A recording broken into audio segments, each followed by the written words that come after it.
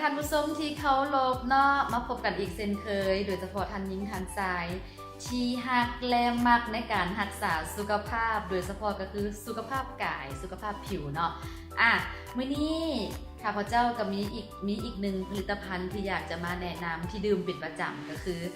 คอลลาเจนเบลล่าแคร์คอลลาเจนเบลล่าแคร์แมนอย่างเนาะท่านผู้ชมคอลลาเจนเบลล่าแคร์ก็เป็นคอลลาเจนเพียว100%ที่นำมาจากประเทศญี่ปุ่นซึ่งผลิตจากปลาที่มีโปรตีนสูงซึ่งถูกเลี้ยงใน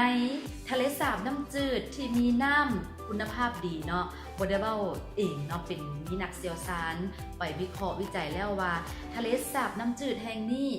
เป็นน้ำที่มีได้รับคุณภาพอีหลีเนาะและนอกจากนั้นในคอลลาเจนเบลล่าแคร์ก็ยังมีส่วนผสมของวิตามินซีที่สามารถอยู่ในร่างกายของเราได้ถึง24ชั่วโมงและก็ยังมีโคเอนไซม์ Q10 ที่มีโมเลกุลน้อยๆเนาะสามารถที่จะซึมเข้าไปสู่ร่างกายของพวกเราได้หลายเช่นเดียวกันได้ถึง 100% เลยและพิเศษแต่กว่านั้นยังบ่จบยังบ่พอเนาะยังมีสเต็มเซลล์จากแอปเปิ้ลสเต็มเซลล์จากแอปเปิลที่ปลูกอยู่ในประเทศสวิตเซอร์แลนด์นะท่านผู้ชมเพราะฉะนั้นแล้ว1ผลิตภัณฑ์คอลลาเจนเบลล่าแคร์นั้นมี4ส่วนผสมที่สำคัญ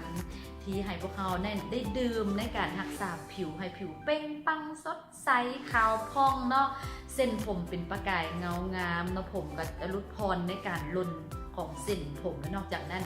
ยังบำรุงกระดูกและเล็บสำหรับผู้ใดที่ว่ามีปัญหาเรื่องของการปวดเจ็บกระดูกอย่างต่างๆลองมาทดลองใส่คอลลาเจนเบลล่าแคร์ลองเบิ่งเนาะสำหรับผู้ใดที่มีต้องการอยากจะถาม